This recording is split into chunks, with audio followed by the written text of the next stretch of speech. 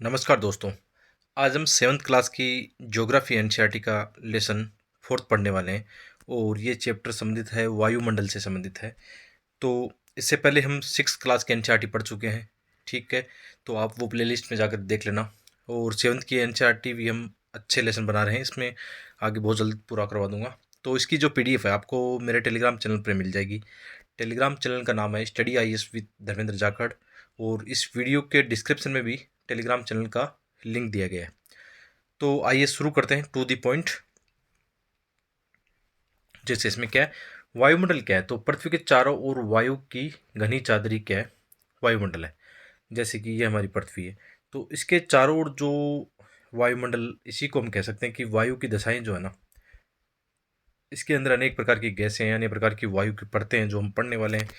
तो इन्हीं को क्या कहते हैं, वायुमंडल कहते हैं। बहुत ही आसान शब्दों में यहाँ पे लिखा गया है, ठीक है। और पहले भी हम चर्चा कर चुके हैं कि जो बॉक्स साइड में बने हुए हैं, बॉक्सों को जरूर देखना, यहाँ से बहुत सारे क्वेश्चन आ सकते हैं। जैसे इसमें क्या लिखा हुआ है, कार्बन डाइऑक्साइड, यहाँ पे देखना आप कि कार्बन डाइऑक्साइड वायुमंडल में फैलकर पृथ्वी से विकृत ऊष्मा को पृथ्वी पर रोककर ग्रीन हाउस प्रभाव पैदा करती है। दोस्तों, जैसे कि आपको पता है कि जैसे ये हमारी पृथ्वी है ना, ठीक है। तो ये हमारा वायुमंडल है और इसके अंदर बहुत सारी ऐसी गैसें हैं जैसे कार्बन डाइऑक्साइड वगैरह, जो क्या है, ग्रीन हाउस गैसेज हैं। ग्रीन हाउस गैसेज हैं, ये क्या करती है, जितनी भी गैसें होती है, जैसे इसमें ग्रीन हाउस गैस कौन सी होगी, आपकी कार्बन डाइऑक्साइड होगी, मीथेन होगी, जलवाष्प हो गया, है ना।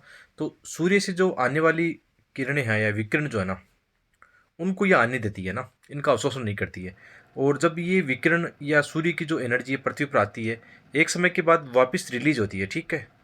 रिलीज होती है, उस समय क्या करती है, जितनी भी ग्रीन हाउस गैस है ना, इनको एब्जॉर्ब करती है, इनका कुछ पार्ट को एब्जॉर्ब करती है। तो इससे क्या होता है, जो हमारा वायुमंडल है ना, वो गर्म रहता है, बिल्कुल ठंडा नहीं होता है, ठीक है। तो वायुमंडल का क्या रोल हो गया, जैसे ये हमारी पृथ्वी हो गई और ये चारों ओर वायुमंडल हो गया, तो इस वायुमंडल का काम क्या है, मतलब पृथ्वी को गर्म रखना है, ठीक है। एक आदर्श दशाएं बनाए रखनी है जिसमें एक जीवन मतलब व्यक्तित्व हो सके या जीवन का विकास हो सके।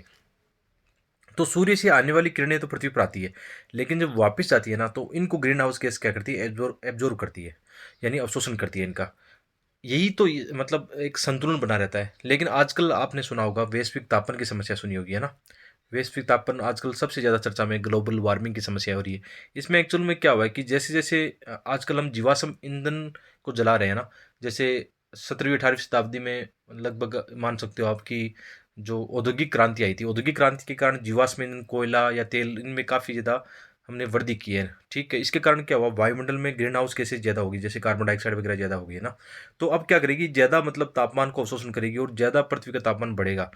यदि पृथ्वी का ज़्यादा तापमान बढ़ता है तो आप जानते हो बहुत सारी समस्याएं खड़ी हो सकती है, चाहे वो जलवायु परिवर्तन के मुद्दे हो या ग्लेशियरों का पिघलना हो, ये सब जुड़े हुए हैं हमारे वायुमंडल से, ठीक है। तो कहीं नहीं कि मानव भी इनमें जिम्मेदार है, कि मानव की जो गतिविधियाँ ना, या मानव का डेवलपमेंट इस प्रकार हो गया है, जिसके कारण क्या हो रहा है, वायुमंडल में ग्रीन हाउस गैसों की मात्रा में वृद्धि हो रही है ना। उसके कारण क्या होगा, ज़्यादा मतलब सूर्य की जो एनर्जी वापस जाती है ना, सौर विकिरण जो लौटता हुआ सौर विकिरण है ना, पार्थिव विकिरण जिसको बोलते हैं, उसको ज़्यादा अवशोषण करेंगे और इसकी वजह से हमारे वायुमंडल का तापमान, एवरेज जो टेम्परेचर है वो बढ़ेगा। इसके कारण वैश्विक तापन की समस्या आएगी। तो ये सामान्य बात थी, आनी चाहिए। यूपीसी प्री में ऐसे इससे जुड़े बहुत सारे क्वेश्चन आते हैं और मेंस में भी ऐसी बातें आती हैं जिनको आप आसानी से यहाँ पे समझ सकते हो। तो यहाँ पे क्या लिखा हुआ है देखो, कि कार्बन डाइऑक्साइड वायुमंडल में फैलकर पृथ्वी से विकिरित ऊष्मा को पृथ्वी पर रोककर ग्रीन हाउस प्रभाव पैदा करती है, इसलिए इसे ग्रीन हाउस गैस भी कहते हैं।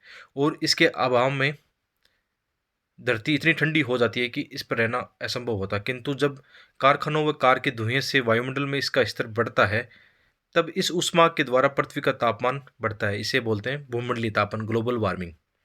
तापमान में इस वृद्धि के कारण पृथ्वी के सबसे ठंडे प्रदेश में जमी हुई बर्फ पिघलती है, जिसके परिणाम स्वरूप समुद्र के जल स्तर में भी वृद्धि होती है, जिससे तटीय क्षेत्रों में बाढ़ आ जाती है।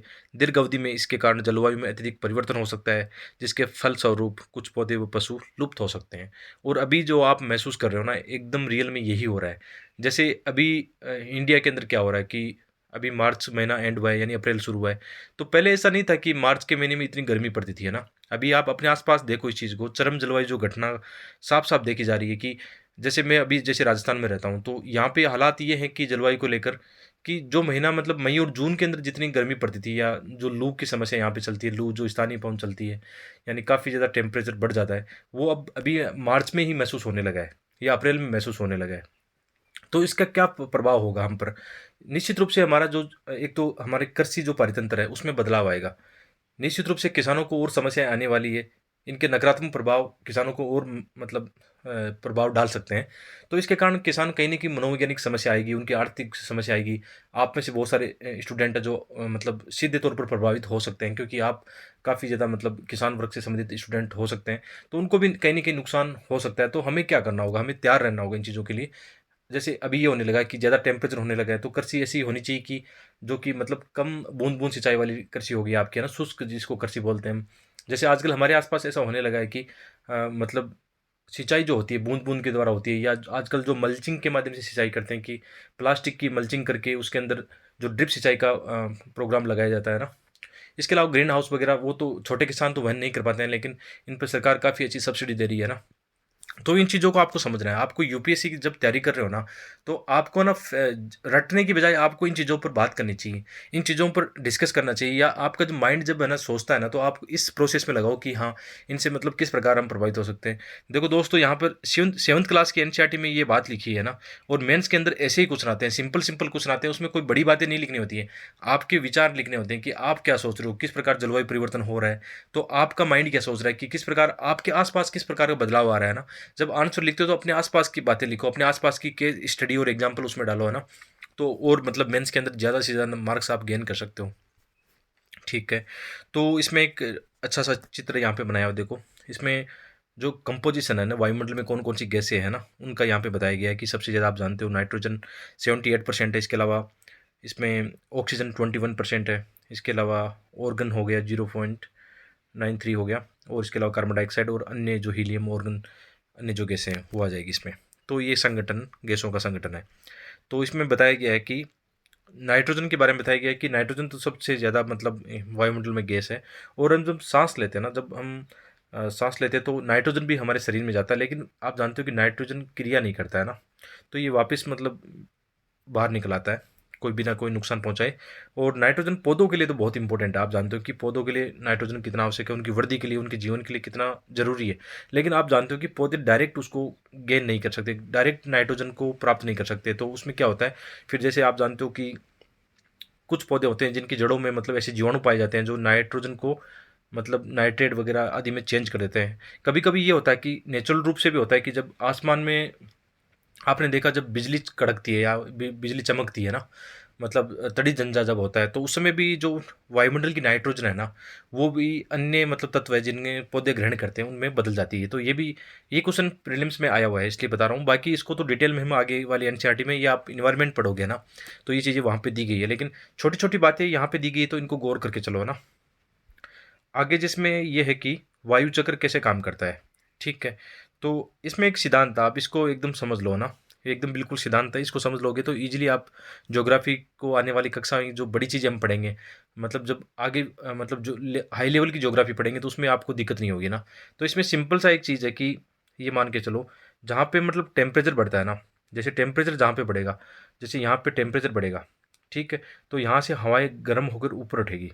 तो यहाँ पे प्रेशर कौन-सा बनेगा? यहाँ पे लो प्रेशर बनेगा। सिंपली तो ये है कि हम ऐसा मान लेते हैं कि टेम्परेचर के उल्टा संबंध होता है किसका? दाब का, यानी प्रेशर का संबंध होता है। लेकिन इसको रट्टा नहीं मारना, इसको समझो एक बार।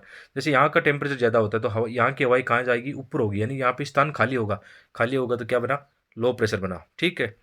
और कहीं मान लो कि वायुमंडल के अंदर जो भारी होगी वायु है ना, वो क्या करेगी? नीचे सबडक्ट करेगी, नीचे डूबेगी। तो यहाँ पे पहले भी वायु थी और एक्स्ट्रा वायु ऊपर से और आ रही है, तो यहाँ पे अपने आप क्या हो गया? प्रेशर हाई हो गया, ठीक है? और टेम्परेचर कम था तो प्रेशर हाई हो गया। तो ये लॉजिक काम करता है, आपको रट्टा नहीं मारना, सिद्धांत यही होता है, ऐसे ही चलता रहता है। जैसे इसमें बताया गया है, गर्म वायु जो वहाँ होती है वहाँ निम्न प्रेशर बनता है, ठीक है? और जहाँ ठंडी वायु होती है वहाँ उच्च दाब होगा, और फिर क्या होगा? जो पवन जो होती है ना, उच्च दाब से निम्न दाब की ओर चलती है। तो यही वायु चक्र है कि गर्म वायु हल्की होकर ऊपर उड़ती है, तथा ठंडी वायु सघन व भारी होकर नीचे बैठती है, ठीक है? इसमें सिंपल सी ये डायग्राम या जो बॉक्स में चीज़ें दी गई वो ज़रूर देखना चाहिए यहाँ पे आप गौर करना। जब वायु गर्म होती है तो फैलती है और हल्की होकर ऊपर उड़ती है। ठंडी वायु सघन और भारी होती है, इसलिए इसमें नीचे रहने की प्रवृत्ति होती है। गर्म वायु के ऊपर उठने पर आसपास के क्षेत्रों में ठंडी वायु रिक्त स्थान को भरने के लिए वहाँ आ जाती है, और इस प्रकार वायु चक्र चलता है। देखो यहाँ पर टेम्परेचर अधिक है तो क्या होगा, यहाँ से वायु उठी है ना, ठीक है, तो यहाँ पे प्रेशर बना लो प्रेशर, ठीक है। फिर ये वायु कहीं तो जाएगी ना, कहीं जाके भारी होगी, ठंडी होगी, नीचे बैठेगी, ठीक है, नीचे बैठती है तो यहाँ बना प्रेशर हाई, यहाँ पे भी प्रेशर बनेगा हाई, ठीक है। फिर क्या होगा, पवन कैसे चलेगी, हाई प्रेशर से लो प्रेशर की ओर, ठीक है, हाई प्रेशर से लो प्रेशर की ओर। तो इसको बोलते हैं, जो वायु क्या है, पवन क्या है, पवन है वायु का क्षैतिज प्रवाह जो कि हाई प्रेशर से लो प्रेशर की ओर जाए, इसी को हम क्या बोलते हैं, पवन बोलते हैं, ठीक है। छोटी छोटी बातें हैं लेकिन काम की बातें हैं।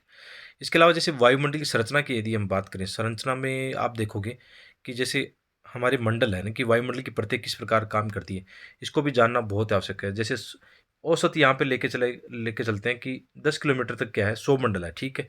आप जानते हो कि जितनी भी हमारी मौसमी घटनाएं होती है, वायुमंडल की जितनी भी घटनाएं होती है, चक्रवात का बनना, ये सब किस में होता है, सौ मंडल में होता है, बादलों का बनना। तो सौर सीमा के बाद में ऐसी घटनाएं नहीं होती है, मतलब वहाँ पे जैसे समता मंडल यहाँ तक है, तो समता मंडल बिल्कुल साफ है, ठीक है। तो इसीलिए जो हमारे वायु प्लेन, आप जानते हो कि हवाई जहाज जो है ना, एयरप्लेन जो है, वो क्या करते हैं, समता मंडल में उड़ान भरते हैं, क्योंकि यहाँ पे मौसम साफ रहता है, यहाँ पे मतलब सौर मंडल की तरह चक्रवात की दशाएं नहीं होती है, ठीक है। इसमें एक चीज़ आप और गौर करना कि जैसे इसमें ये रेखा दिखाई गई है ना, इस रेखा को आप गौर करना, मतलब ये क्या है दोस्तों, ये दिखा रहा है ऊपर जो जो हम जाते हैं, तापमान की जो दर गिर रही है ना, उसको दिखा रहा है कि जैसे जैसे हम ऊपर जाते हैं वायुमंडल में तापमान गिरेगा। उसमें एक होता है कि लगभग आप ये मान के चलो 100 मीटर पर तापमान गिरने वाला है लगभग, इसमें या ऐसे एवरेज ले लेते हैं कि 165 मीटर की ऊंचाई पर लगभग क्या होगा, 1 डिग्री सेल्सियस तापमान गिरेगा। क्योंकि जैसे जैसे हम ऊपर जाएंगे तो लगभग आप ये मान के चल सकते हो कि 1 किलोमीटर पर कितना कम होगा, लगभग 1 किलोमीटर पर लगभग वो आपका हो जाएगा लगभग 6.5 डिग्री सेल्सियस कम हो जाएगा। ये एक एवरेज दर है जो आगे वाली क्लासों में हम पढ़ने वाले हैं कि आप ऐसा मान के चलो कि जैसे जैसे ऊपर बढ़ेंगे, इसमें अलग अलग भी आता है, कई किताबों में कितना लिखा होता है, लेकिन एवरेज मान के चलो कि जैसे जैसे ऊपर बढ़ते हैं ना, तापमान गिरता है, ठीक है। इसको ये मान के चलना आपको। तो ये रेखा क्या दिखा रही है कि जैसे जैसे सौर मंडल में हम ऊपर बढ़ रहे हैं ना, तो तापमान गिर रहा है, ठीक है। इसको बोलते हैं तापमान की सकारात्मक ह्रास दर बोलते हैं। सकारात्मक ह्रास दर का मतलब क्या होता है, सकारात्मक ह्रास दर, इसका मतलब क्या हुआ, इसका तात्पर्य है कि जैसे जैसे हम ऊपर बढ़ेंगे तापमान घटेगा। और इसका रीजन क्या है, इसका रीजन है जैसे हमारी पृथ्वी है, ठीक है। आपको ये लॉजिकली समझना है कैसा होता है कि ऊपर जाते हैं तापमान क्यों घटता है। उसकी वजह ये है कि जैसे ये हमारी पृथ्वी और ये हमारा वायुमंडल, इसमें सूर्य की जो एनर्जी आ रही है, किरणें, प्रकाश जो भी आ रहा है, आते समय मतलब इसमें वायुमंडल को ये गर्म नहीं करता। अभी हमने बात की जितनी भी ग्रीन हाउस गैस होती है ना, जो सूर्य से आने वाली किरण है ना, उसको एब्जॉर्व नहीं करती है। जो वापस लौटती हुई जो किरणें है ना, पार्थिव जो विकिरण वगैरह है ना, उनको क्या करती है, इनको एब्जॉर्व करती है। तो इसी से हमारा वायुमंडल क्या होता है, गर्म होता है, ठीक है। और आप ये जानते हो कि जैसे जैसे हम ऊपर बढ़ेंगे हमारा वायुमंडल है ना, मतलब उतना सघन नहीं नहीं रहेगा, और जितनी भी गैसें हैं वो भी पृथ्वी के आसपास ज़्यादा होती है, तो गर्म भी कहाँ करेगी, आसपास को ही गर्म करेगी। जैसे जैसे हम ऊपर जाएंगे तो वायुमंडल का जो सघन है वो भी कम होता चला जाएगा। इस यही कारण है कि जैसे जैसे हम ऊपर बढ़ते हैं ना, तो पार्थिव विकिरणों का प्रभाव कम होने लगता है और तापमान भी कम होने लगता है। यही रीजन है। इस रीजन को आप रटना मत मारना, लॉजिकली समझ लो बस, आपका काम बन जाएगा, ठीक है। देखो इस रेखा को एक बार देखना कि यहाँ पे क्या है, सकारात्मक ह्रास दर हमें देखने को मिल रही है, कहाँ तक, समताप मंडल तक देखने को मिल रही है। लेकिन समताप मंडल के बाद अचानक ऐसा क्या हुआ कि तापमान फिर बढ़ा है, इसको बोलते हैं नकारात्मक ह्रास दर, कि यहाँ पे टेम्परेचर में वृद्धि हुई है, ठीक है। यहाँ पे माइनस हो रहा था, यहाँ पे फिर से बढ़ने लगा है। रीजन क्या है दोस्तों, इसका सबसे प्रमुख रीजन ओजोन गैस की उपस्थिति, ठीक है। क्या होता है ओजोन गैस में, जैसे ये ऑक्सीजन के अणु होते हैं, ठीक है। अब एक्चुअल में होता क्या है, जैसे सूर्य की जो किरणें आती हैं समताप मंडल में, तो ये ऑक्सीजन को तोड़ देती है, किसमें, अलग अलग तोड़ देती है, ठीक है। इसके अलावा फिर ये ऑक्सीजन का दो अणु प्लस एक अणु मिलकर क्या करते हैं, O3 बनाते हैं, ठीक है। तो क्या किया, जो भी सूर्य की किरणें आ रही थी उसने क्या किया, ऑक्सीजन को तोड़ा और यहाँ पे ओजोन बनाने में हेल्प किया ना, ठीक है। और यही ओजोन क्या करेगी फिर, इन जो पराबैंगनी किरणें हैं उनका अवशोषण कर लेगी, ठीक है। जैसे सूर्य की एनर्जी आ रही है तो ओजोन क्या कर रही है, इनका अवशोषण कर रही है। अवशोषण करने से समताप मंडल में ओजोन वाले क्षेत्र में, जहाँ पे ओजोन मंडल है ना, समताप मंडल का पार्ट है, तो उसमें क्या होता है, उसके अंदर टेम्परेचर बढ़ जाएगा। क्योंकि ये क्या कर रहा है, आपने पढ़ा होगा ना कि जो हानिकारक पराबैंगनी किरणें आती है, ओजोन उनका अवशोषण करती है, तो पृथ्वी को इनसे बचाती है, हानिकारक किरणों से बचाती है। कि यदि ओजोन नहीं होती, ओजोन परत नहीं होती, तो पृथ्वी पर ऐसी हानिकारक किरणें आती है और जिनसे मतलब मानव को कैंसर भी हो सकता है, ठीक है। इसके अलावा पादप मतलब उस पादपों को काफ़ी नुकसान हो सकता है, जीव जंतुओं को इसमें नुकसान हो सकता है। तो इस कारण टेम्परेचर यहाँ पे बढ़ा है। लॉजिक समझना, जैसे जैसे हम ऊपर जाते हैं टेम्परेचर गिरेगा, ठीक है। और जैसे ही समतामंडल में गए वहाँ पर टेम्परेचर बढ़ने लगा। ऐसा क्या हुआ? ओजोन की उपस्थिति। लेकिन जैसे ही हम मध्य मंडल में जाते हैं कि ओजोन अब नहीं है, तो फिर से टेम्परेचर क्या हुआ? गिरना शुरू हो गया। तो फिर से क्या हुआ? सकारात्मक ह्रास दर आती है। इसको समझ लेना, ये क्वेश्चन बार बार आए कि तापमान की सकारात्मक ह्रास दर क्या होती है। सकारात्मक ह्रास दर का मतलब है जैसे जैसे हम ऊपर बढ़ेंगे तापमान गिरेगा, इसको सकारात्मक है, ठीक है, पॉजिटिव है। लेकिन अचानक बढ़ा, कई ऐसी परत आई जिसमें बढ़ने लगा, तो ये नकारात्मक ह्रास दर हो गई। कहाँ पे? समताप मंडल में ओजोन की उपस्थिति के कारण। आगे इस आप डायग्राम को देखोगे तो मध्य मंडल में वापस गिर रहा है, फिर जैसे बहिर्मंडल में जाते हैं फिर से टेम्परेचर बढ़ने लगा, ठीक है। तो वहाँ पे रीजन है कि वायुमंडल में फिर वायुमंडल जो है इतना सघन नहीं है, तो वहाँ पे अन्य कारण है, जैसे सूर्य का प्रकाश सीधा आ रहा है ना, तो उसके कारण फिर से बढ़ने लगा। तो हमारे वायुमंडल में आपको इसको समझना बहुत जरूरी है, इस घटना को समझना बहुत ही आवश्यक है, ठीक है। यहाँ पे शॉर्ट रूप में दिया गया बताया गया है कि सौरमंडल में क्या है, सभी मौसमी घटनाएं घटित होती है। मानव जीवन या ऑक्सीजन की उपस्थिति यहाँ पे काफ़ी रहती है। और इसके अलावा जैसे समता मंडल है, इसमें वायु परिवहन होता है। और क्या होता है? और ऑक्सीजन की उपस्थिति और ऑक्सीजन का बनना यहीं पर होता है, ठीक है। और मध्य मंडल में क्या होता है? मध्य मंडल में उल्कापात देखो इसमें दिखाया गया है, उल्कापात काफ़ी होता है। जैसे ही कोई उल्का पिंड जो होता है ना हमारे वायुमंडल में आता है, तो मध्य मंडल में आकर घर्षण करके जलने लगता है। तो उल्कापिंड जो हमें दिखाई देता है ना, वो मध्य मंडल में घटनाएं करती है ऐसी कि काफ़ी उल्का यहाँ पे आग उनमें लगती है और वो समाप्त हो जाते हैं यहाँ पे। इसके अलावा वायुमंडल जो है हमारा, रेडियो संचार के उपग्रह जो होते हैं ना यहाँ पे काम आते हैं इसमें। इसके अलावा जो मंडल है उसमें हीलियम हाइड्रोजन गैस पाई जाती है, क्योंकि ये काफ़ी हल्की गैस होती है ना, ये अब हमारी पृथ्वी के वायुमंडल से दूर पाई जाएगी। तो ये सामान्य थी। बाकी 11th क्लास की एनसीईआरटी में तो और डिटेल में बताया गया, यहाँ पे तो एकदम बच्चों की तरह बताया गया।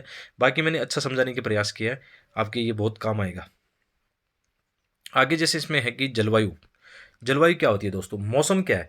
जैसे मौसम तो ये होता है कि जैसे आप जहाँ पे अभी हो, ठीक है, अभी 1 घंटे में कैसा मौसम था, अभी 2 घंटे में या शाम को कैसा मौसम हो जाएगा, कभी गर्मी कभी सर्दी, या कभी आंधी तूफान, कभी मतलब बारिश हो रही है ना। ये तो मौसम है, मतलब इसको तो मौसम बोलेंगे कि मौसम बदल रहा है ना। तो मौसम छोटी कॉन्सेप्ट है ना एकदम बिल्कुल। और जलवायु क्या है? जलवायु आपका है कि आपका 10 20 30 सालों में एवरेज मान के चल सकते हैं कि एक लंबे समय के लिए आपका मौसम कैसा है, उसको बोलेंगे हम जलवायु। तो क्या है? दीर्घकाल में किसी स्थान का औसत मौसम क्या कहलाता है? जलवायु कहलाता है। और एवरेज ये मान के चलते हैं कि लगभग 30 40 सालों तक एक जैसा मौसम रहता है, बाद में उसमें बदलाव आता है, ठीक है। आप अपना एग्जाम्पल देखना कि पहले जब आप बचपन में थे तो कैसा मौसम था। यदि मैं अपनी आसपास के क्षेत्र की बात करूं, जलवायु की बात करूं, तो जैसे अभी मार्च वाला एग्जाम्पल लिया था कि पहले ऐसा नहीं था कि मार्च के अंदर मतलब मार्च एंड तक काफ़ी ठंड रहती थी, है ना। लेकिन अभी ये होने लगा है कि जलवायु परिवर्तन होने लगा है। यानी अभी जलवायु की बात करें तो अभी मार्च के महीने में जलवायु परिवर्तन साफ दिखने लगा है। तो ऐसा होता है कि मौसम क्या होता है, मौसम दीर्घकाल तक जरूर रहता है ना, 30 40 साल तक, तो वो जलवायु का रूप ले लेता है, ठीक है। उसको हम बोलेंगे ये जलवायु ऐसी जलवायु है। आगे तापमान क्या है? इसमें छोटी छोटी बातें बताई गई है कि तापमान क्या है। वायु में मौजूद ताप और शीतलता का परिमाण ही क्या है? तापमान। मतलब जो भी मतलब एक कोई जलवायु होती है ना, वायु होती है, उसमें किस प्रकार मतलब वहाँ पे गर्म है या ठंडा है, उसको हम टेम्परेचर में मापते हैं, ठीक है। इसके अलावा एक होता है इंसोलेशन, इसको हिंदी में लिखा है आतपन, और इसको सूर्य ताप भी बोलते हैं। एनसीईआरटी में इसको आतपन वर्ड ही लिखा है, ठीक है। तो आप कंफ्यूजन मत होना, इसमें बिल्कुल सिंपल सा इंसोलेशन या सूर्य तप की मात्रा, ठीक है। पृथ्वी पर तापमान के वितरण को प्रभावित करने वाला सबसे महत्वपूर्ण कारक है सूर्य से आने वाली वह ऊर्जा जिसे पृथ्वी रोक लेती है ना। आप जानते हो कि पृथ्वी का वायुमंडल, अभी हमने पढ़ा था कि पृथ्वी पर कितनी एनर्जी आती है, ठीक है। जैसे सूर्य की जितनी भी एनर्जी आती है तो उसकी कुछ मात्रा एब्जॉर्ब होती है। मतलब जैसे अब हमारी जो पृथ्वी है ना, एक ब्लैक पिंड की तरह काम करता है, इसको एनर्जी को एब्जॉर्ब करता है और एक समय बाद में वापस रिलीज कर देता है। और वायुमंडल में जो ग्रीन हाउस गैसें होती हैं इनकी काफ़ी मतलब गैसें इनको रोक लेती है, तो इससे हमारे वायुमंडल का भी टेम्परेचर बढ़ता है। तो जो भी एनर्जी सूर्य से आती है ना, तो ये इंसोलेशन पर डिपेंड करेगी। जैसे एग्जाम्पल के लिए हम माने कि जैसे ये हमारी पृथ्वी है, ठीक है, तो इक्वेटर पर सर्वाधिक सूर्य का प्रकाश मान के चलते हैं कि सर्वाधिक प्रकाश यहाँ पे आता है, और यहाँ पे सूर्य की किरणें भी सीधी पड़ती हैं, ठीक है, इस क्षेत्र में। तो टेम्परेचर भी, एवरेज टेम्परेचर इक्वेटर वाले रीजन में सबसे ज़्यादा अधिक होगा। इसीलिए तो ये ट्रॉपिकल जोन है। कौन सा? 30 डिग्री तक, 30 डिग्री साउथ और 30 डिग्री नॉर्थ में ये जो बीच वाला बेल्ट है ये ट्रॉपिकल जोन है। यहाँ पर टेम्परेचर ध्रुवों की तुलना में ज़्यादा होगा, ठीक है। और जैसे जैसे हम ध्रुवों की तरफ जाएंगे ना, इसमें तापमान में कमी होती चली जाएगी, सूर्य ताप में कमी होती चली जाएगी। उसका कारण क्या है कि आगे सूर्य की किरणें कैसी है? तिरछी है यहाँ पे, ठीक है, इसलिए ये चीज़ें समझना बहुत ज़रूरी है। इसी पर डिपेंड करता है कि सूर्य ताप की या किरण के जो एंगल है ना, कि जैसे क्षैतिज पर यहाँ पे जैसे जैसे हम ध्रुव की ओर बढ़ते जाएंगे तो किरणें तिरछी होती चली जाएगी या क्षैतिज पर दिखाई देगा सूर्य, है ना, तो यहाँ पे टेम्परेचर भी कम होगा। यही क्या है दोस्तों, सूर्य तप की मात्रा या आपतन है, आपतन है। ठीक है, जो कि क्या है, ऐसा फैक्ट चलो आ सकता है कि भूमध्य रेखा से ध्रुव की ओर घटता चला जाता है, इसलिए तापमान भी घटता चला जाता है। ठीक है, यहाँ पे दिया हुआ है तापमान को मापने की मानक इकाई डिग्री सेल्सियस है। इसका आविष्कार एंडर्स सेल्सियस ने किया था। सेल्सियस पैमाने पर जल 0 डिग्री सेल्सियस पर जमता है और 100 डिग्री सेल्सियस पर उबलता है। ये छोटी छोटी बातें हैं लेकिन काम की बातें हैं। आगे इसमें दिया गया है वायुदाब क्या होता है दोस्तों, तो वायुदाब है पृथ्वी की सतह पर वायु के भार के द्वारा लगाया गया दाब। ठीक है, वायुमंडल में ऊपर की ओर जाने पर वायुदाब घटता है। ठीक है, ऊपर की ओर जाने पर वायुदाब भी घटता है, ऊपर की ओर जाने पर टेम्परेचर भी घटता है। ठीक है, घनत्व भी घटता है, वायुमंडल का जो सघनता है वो भी घटती है, घर्षण भी घटेगा, मतलब एक तरह से आप कह सकते हो कोरोलिस बल बढ़ता है, ऐसी चीज़ आती है कई बार। ठीक है, और आगे जैसे समुद्र सतह पर वायुदाब सर्वाधिक होता है, ये इंपॉर्टेंट चीज़ है। ये आ सकता है कि सर्वाधिक वायुदाब सर्वाधिक कहाँ पे होता है ना, इसको समझना बहुत जरूरी है। एक आप एक डायग्राम के माध्यम से इसको समझने का प्रयास करना। जैसे जहाँ पर टेम्परेचर अधिक होगा ना, तो वहाँ पर क्या होगा, वायु गर्म होगी, गर्म होकर क्या करेगी, ऊपर उठेगी, है ना, हल्की हवाएं मतलब हल्की होकर ऊपर उठने की कोशिश करेगी, तो वहाँ पे क्या बनेगा, निम्न दाब बनेगा। ये इसको आप समझ लो इस चीज़ को। और जहाँ पे निम्न दाब होगा तो आप जानते हो कि वाष्पीकरण होकर फिर संघनन होकर बादल बनेंगे। तो सर्वाधिक बादल आप देखना इक्वेटर पर होंगे, जैसे ये हमारा इक्वेटर 0 डिग्री है, तो यहाँ पे सर्वाधिक लो प्रेशर बनेगा। लो प्रेशर से यहाँ हवाएं ऊपर उठेगी और यहाँ पे बादल बनेंगे। तो इसलिए आप जानते हो सर्वाधिक वर्षा कहाँ होती है, इक्वेटर पर होती है। तो जहाँ पे टेम्परेचर मतलब ज़्यादा है और दाब निम्न है ना, वहाँ पे उस क्षेत्र में ऊपर बादल बनेंगे। ठीक है, और जैसे जहाँ पर वायु ठंडी है या निम्न तापमान है ना, वहाँ पे क्या होगा, वायु नीचे बैठेगी, ठीक है, भारी होकर नीचे बैठेगी और वहाँ पर उच्च दाब बनेगा। ठीक है, उच्च दाब वाले क्षेत्र में आप देखना कभी भी, ये जो जोन अपना 30 डिग्री वाला जोन है, ठीक है, उपोष्ण बेल्ट बोलते हैं इसको, इसमें बादल नहीं होते हैं। इसलिए आप देखना अधिकांश विश्व के मरुस्थल कहाँ पे होंगे, उपोष्ण बेल्ट में होंगे, 30 डिग्री वाले बेल्ट में होंगे। कारण क्या है, क्योंकि ऊपर बादल नहीं है, वायु ठंडी होकर नीचे बैठ रही है। ठीक है, वायु शुष्क है वहाँ पे, है ना, स्वच्छ आकाश है वहाँ पे। ये ध्यान रखना है कि मरुस्थल क्यों बनता है, तो उसका ये बड़ा रीजन होता है कि वहाँ पे उच्च तापमान है, हाई प्रेशर है। हाई प्रेशर वाले बेल्ट में कभी भी ऊपर बादल नहीं बनते हैं। उसका रीजन ये था ना, तो बादल कैसे बनेंगे, जब हवाएं नीचे उठ के जाएगी, ऊपर संघनन होगा तब बादल बनेंगे। जब हवाएं ठंडी होकर नीचे बैठ रही तो वहाँ बादल कैसे बनेगा, पॉसिबल नहीं है, वहाँ आर्द्रता नहीं होगी, संघनन भी नहीं होगा, तो वहाँ पे क्या हो सकता है, बादल नहीं हो सकता, वहाँ पे डेजर्ट बनने की संभावना ज़्यादा है। इसलिए मोस्ट ऑफ आप देखना जो ट्रॉपिकल वाले रीजन में गर्म मरुस्थल है ना, वो इसी बेल्ट में है, उपोष्ण बेल्ट में है। ठीक है, और फिर जब उच्च दाब बनी गया तो हवाएं कहाँ चलेगी, उच्च दाब से निम्न दाब की ओर चलेगी। ठीक है, यहाँ पे एक छोटा सा बॉक्स दिया हुआ है, क्या है इसमें, क्या आप जानते हैं कि चांद पर वायु नहीं है, अतएव वहाँ वायु दाब भी नहीं है। अंतरिक्ष यात्री जब चांद पर जाते हैं तो वे विशेष रूप से सुरक्षित हवा से भरी हुई अंतरिक्ष पोशाक पहनते हैं। यदि वे इस अंतरिक्ष पोशाक को नहीं पहने तो अंतरिक्ष यात्रियों के शरीर द्वारा विपरीत बल लगने के कारण उनकी रक्त शिराएं फट सकती है, जिससे अंतरिक्ष यात्री रक्त स्त्रावित हो सकते हैं। ठीक है, तो ये छोटी छोटी चीज़ें हो सकता है यूपीसी में प्रीलिम से यहाँ फैक्ट उठा ले, कुछ भी हो सकता है यहाँ पे। मोस्ट ऑफ ये देखा भी गया है कि छोटी छोटी क्लास वाली जो एनसीईआरटी है, 6, 7, 8, 9, 10, इनमें जो बॉक्स में चीज़ें बनी हुई है ना, वहाँ से अक्सर मैंने क्वेश्चन देखे हैं। चाहे आपकी हिस्ट्री की एनसीईआरटी नहीं वाली हो, चाहे ज्योग्राफी की एनसीईआरटी हो या अन्य एनसीईआरटी में, ये संभावना पूरी रहती है कि यहाँ से क्वेश्चन आ सकता है। आगे जैसे इसमें पवन, पवन का मतलब क्या हो गया कि उच्च दाब से निम्न दाब की ओर बनने वाली क्षैतिज गति, ठीक है, वही पवन है। इसके अलावा पवनों के प्रकार इसमें एक तो दिया गया है, पवन का नाम कैसे रखा जाता है, तो पवन का नाम उसके आने की दिशा के आधार पर निर्धारित होता है। जैसे उदाहरण के लिए पश्चिम से आने वाली पवन को पछवा नाम दे दिया गया है, और जो पूर्व से आती है उसको पूर्वा नाम दिया गया है। ठीक है, जो उत्तर पूर्व से आती है तो उसको उत्तरी पूर्वी हम व्यापारिक पवन बोलते हैं। तो जिस दिशा से आती है उसका नाम उसी दिशा पर रख दिया जाता है। पवनों के यहाँ पे दो प्रकार हैं, यहाँ पे बहुत ही संक्षिप्त में बताया गया, इसलिए ज़्यादा विस्तृत हम नहीं करने वाले। बाकी 11th के एनसीईआरटी में पूरा डिटेल से बताया गया, तो वहाँ पे ज़्यादा एक्सप्लेन कर लेंगे। ठीक है, इसमें पवन तीन प्रकार की, एक स्थानीय पवनी होती है, स्थायी पवनी होती है, सॉरी। स्थायी पवनी क्या होती है, जो वर्ष पर स्थायी व निश्चित दिशा में बहती है, जैसे उत्तरी पूर्वी व्यापारिक पवन और दक्षिण पूर्वी व्यापारिक पवन। ठीक है, एक पछवा भी स्थायी पवन है। तीन स्थायी पवनें हैं, उत्तरी पूर्वी व्यापारिक पवन, दक्षिण पूर्वी व्यापारिक पवन और एक पछवा। एक और स्थायी पवन है पूर्वा, जो उत्तरी ध्रुवीय ध्रुवीय क्षेत्र में जो बहती है ना, उनको बोलते हैं ध्रुवीय पूर्वा बोलते हैं, कई बार ध्रुवीय पूर्वी पवन भी बोलते हैं। तो तीन पवन स्थायी पवन होगी आपकी, कौन सी, एक तो ट्रेड विंड हो गई, ट्रेड विंड दो है, एक उत्तरी पूर्वी व्यापारिक पवन और दक्षिणी पूर्वी व्यापारिक पवन, एक हो गई पछुआ और तीसरी हो गई पूर्वा यानी उत्तरी ध्रुवीय पूर्वी पवन। इसके अलावा कुछ पवन मौसमी भी होती हैं जो कि ऋतुओं के अनुसार अपनी दिशा बदलती है, जैसे अपनी भारत में मानसून जो आता है ना, मानसूनी पवन, ठीक है।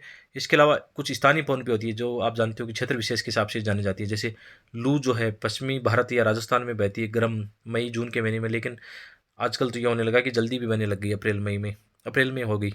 चिनूक आप जानते हो अमेरिका में बहती है, ठीक है, एक गर्म पवन है। तो इनकी काफ़ी बड़ी डिटेल में सारणी होती है कि गर्म और ठंडी पवन, इनको आगे डिटेल में पढ़ने वाले हैं, तो यहाँ पे बस छोटा सा ही नाम है आगे, जिसमें ये चीज़ें आपको समझना बहुत ज़रूरी है।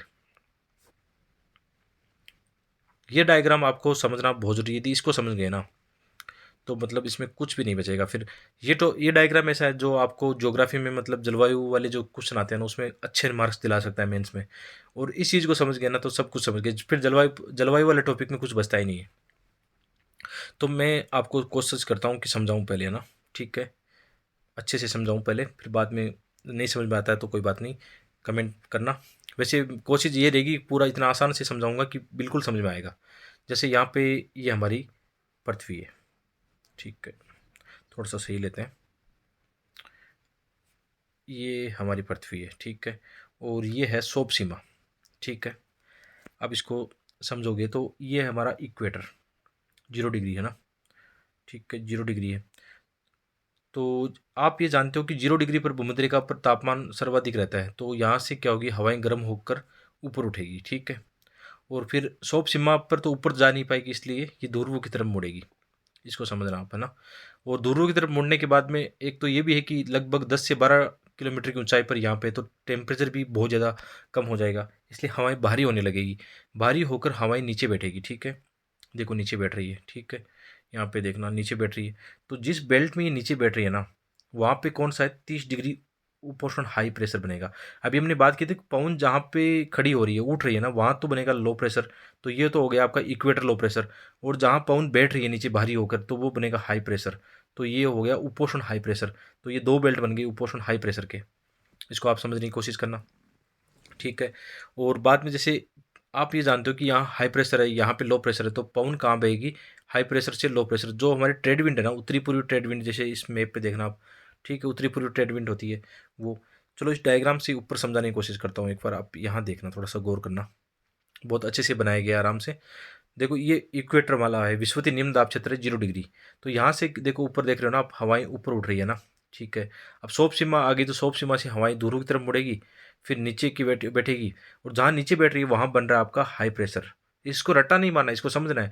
जहाँ से हवाएं ऊपर उठ रही है तो लॉजिक हमने पहले पढ़ा था कि लो प्रेशर बनेगा, क्योंकि हवाएं यहाँ से खाली हो रही है, जगह खाली हो रही है, तो लो प्रेशर बना, यानी कम हवाएं यहाँ पे, तो इसको बोलेंगे विषुवतीय निम्न दाब क्षेत्र। जहाँ फिर ऊपर उठ के हवाएं सोप सीमा पर मतलब दोनों दोनों तरफ मुड़ के फिर भारी यहाँ तक आते हैं, 30 डिग्री ऊपर तक क्या होती है, इतनी भारी और ठंडी हो जाती है कि हवाएं नीचे बैठना ही पड़ेगा उनको, इतनी भारी है। और ये हवाएं शुष्क है, तो जहाँ हवाएं बैठती है तो वहाँ क्या बनता है, आपको उपोषण उच्च दाब क्षेत्र बनता है, उपोषण उच्च दाब क्षेत्र यहाँ पे बन गया, ठीक है।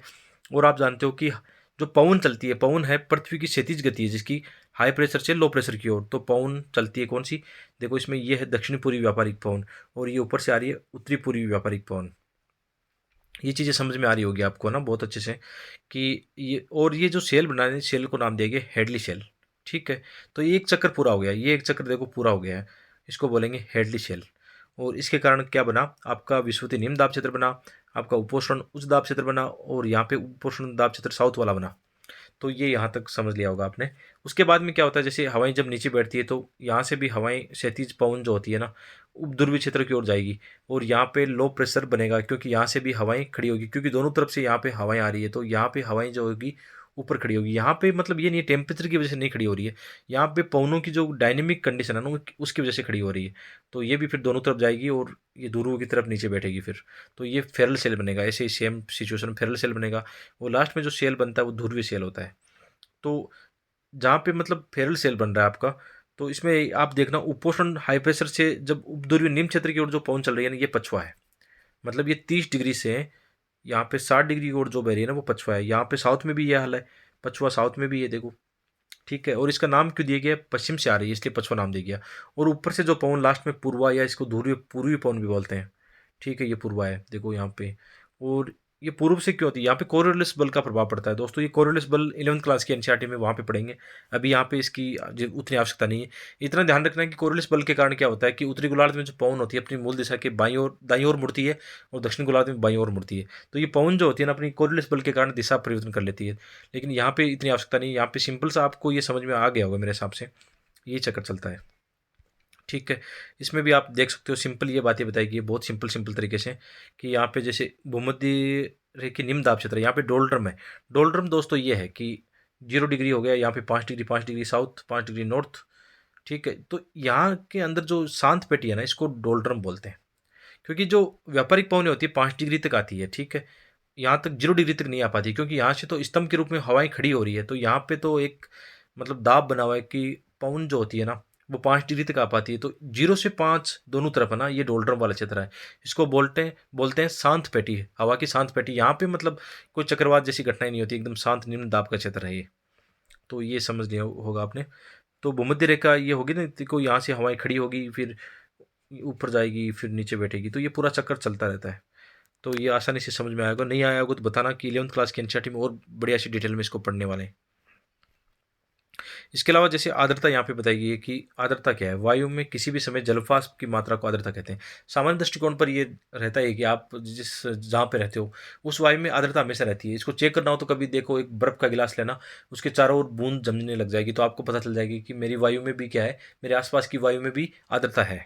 ठीक है, तो वायु गर्म होने पर जलवाष्प धारण करने की क्षमता बढ़ जाती है। ये याद रखना, ऐसे statement to the point exam में आ सकते हैं कि वायु को गर्म करने पर जलवाष्प की धारण करने की क्षमता बढ़ जाती है। स्वाभाविक बात है ये तो बात, कि आप उसको गर्म करोगे उस क्षेत्र में, तो निश्चित रूप से वहाँ से जगह खाली हो जाएगी, तो उसमें और ज़्यादा धारण करने की क्षमता आ जाएगी।